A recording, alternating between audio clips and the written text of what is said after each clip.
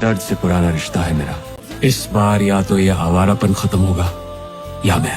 2007 मध्ये ज्यांनी आवारापन पाहिला होता त्यांच्या अंगावर नक्कीच 100% काटा आला असणार। कुछ लोगों की कहानियाँ उनकी मर्जी से ख़त्म नहीं होती, उनकी कहानी दूसरों के लिए लिखी जाती है। मौत भी अजीब है, उसने मुझे छुआ पर अपनाया नहीं। इस बार या तो ये आवारापन खत्म होगा या मैं। मित्रांनो, एक गोष्ट खरी, इम्रान हाशमी स्क्रीनवर दिसला ना की अजूनही वेगळीच फील येते। आणि आवारापन 2च्या टीजरमध्ये तो ज्या शांत, रॉ आणि धोकादायक अंदाजात दिसतोय ते पाहून एकच वाटतं, इम्रान भाऊ यावेळेस कोणाचंच ऐकणार नाही।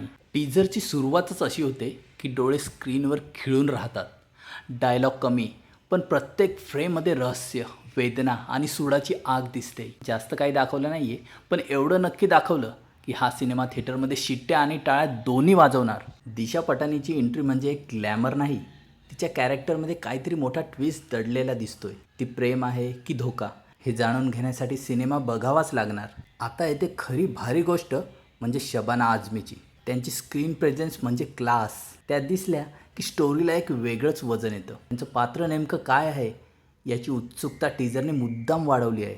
इम्रान हाशमीचा टीजर पाहून अनेकांच्या मोबाईलमध्ये एकदम जुनी प्लेलिस्ट सुरू झालीच असेल, ते फेमस गाणं तुझे जो मैंने देखा। कारण इम्रान आला म्हणजे फक्त ॲक्शन नाही, प्रेम, वेदना आणि जबरदस्त म्युझिक यांचं पॅकेज आलंच समजा।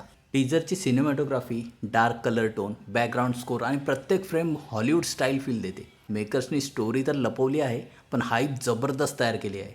फक्त एकच अपेक्षा आहे, माझी पण आणि सगळ्यांची असणारच, की पहिल्या आवारापन सारखी हृदयाला भिडणारी कथा आणि आयुष्यभर लक्षात राहणारी अशी गाणी मिळाली ना, तर हा सिनेमा 2026 मधला सर्वात मोठा सरप्राईज ठरू शकतो। हा टीजर पाहून मला एकच वाटलं की हा फक्त इम्रान हाशमीचा कमबॅक नाही आहे, तर जुन्या आठवणी, इमोशन्स आणि बॉलिवूडच्या त्या सुवर्ण काळाचं पुनरागमन आहे। टीजरला माझ्याकडून रेटिंग 4.5 आउट ऑफ 5 स्टार।